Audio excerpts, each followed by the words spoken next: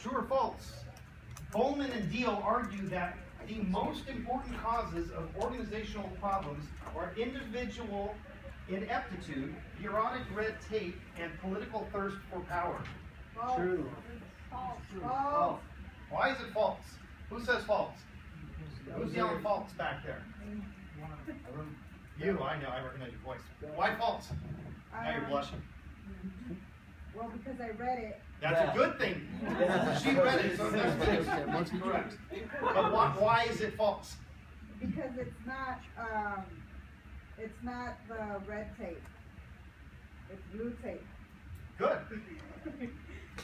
She nailed it pretty good.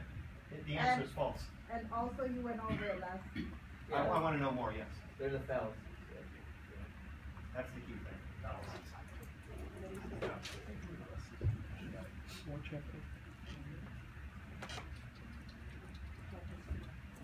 Which one?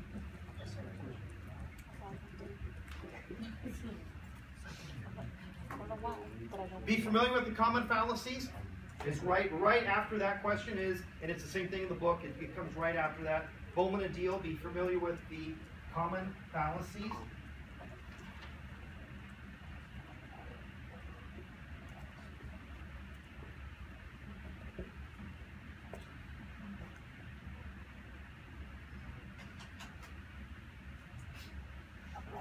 According to Bowman and Deal, what are the two advantages of well-grounded, deeply ingrained personal theories?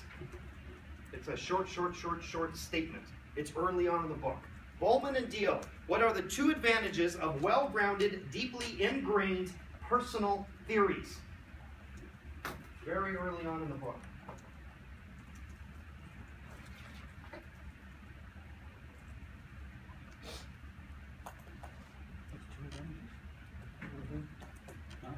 What are the three major sources of ambiguity in organizations identified by Bowman and Deal? Early on in the book, very early on. Three major sources of ambiguity in organizations identified by Bowman and Deal. Another one of those short statements. You either know it or you don't know.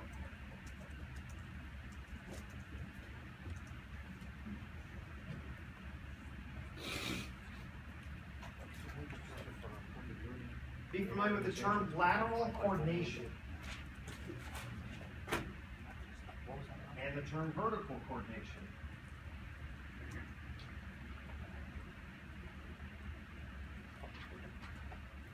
What's the one before that? Lateral and vertical. What is the core premise of the structural lens? That's a very easy basic one. Core premise of structural lens, very early on in the book.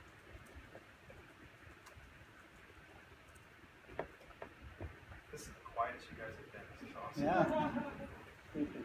We're sweating too.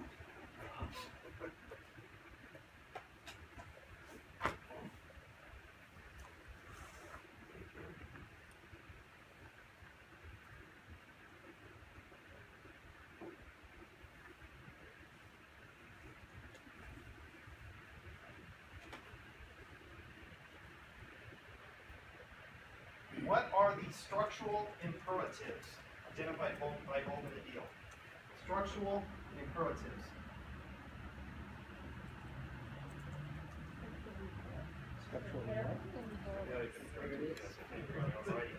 Jeez. I'm reading the second question before I get.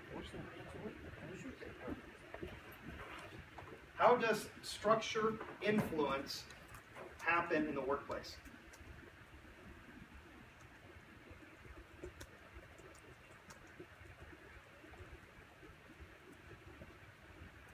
Another question on Mintzberg's model.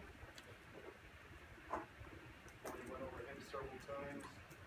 Another one on Mintzberg's 5-component model. Is it true or false? There's another one on Mintzberg's model. You should be familiar with the terms top management, supervisors, frontline employees, and middle managers. top management, supervisors, frontline employees, and middle management. Hopefully you hence the tone of my voice that you may want to know about middle management.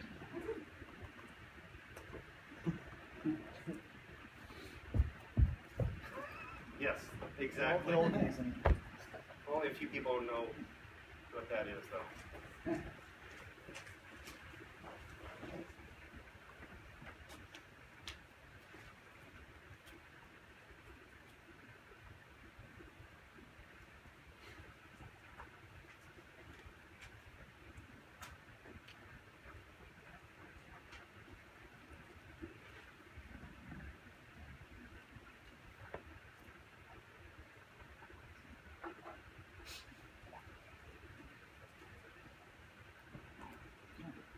What are the characteristics of a self-managed work team?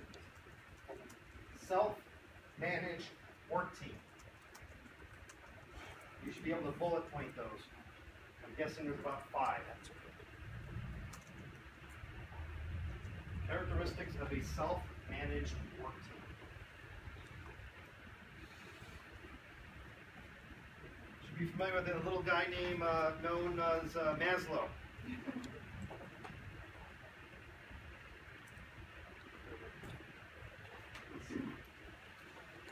And here's another Maslow's hierarchy of needs model. Frederick Hertzberg, we've already talked about him. We talked about hygiene factors. I think I've given you this one before. Motivation and hygiene factors.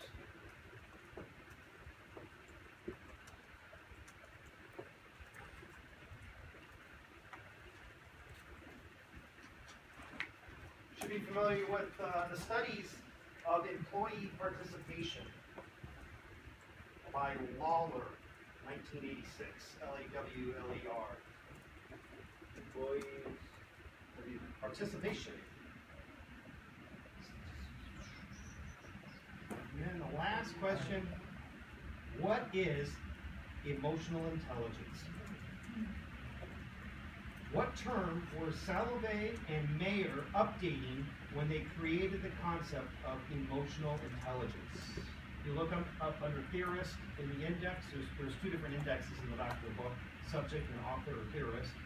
You can look up either one of those guys, and it will lead you to the same area of emotional intelligence in the book. Came from 1920 is when this first stuff came out about emotional intelligence. So it's not anything new, it's been out there a little while. What were the names again? Salvay, you said? Salovey, I'll spell it for you. Okay. S-A-L-O-V-E-Y, and Mayer, M-A-Y-E-R. That's it in a nutshell. I just gave the whole exam. You guys should all pass. That's 60 questions? That's, well, I didn't go over every question, but yes, it's pretty damn close. Can we go over it again? I have no clue. There's a significant amount, though. True, false, multiple yes, and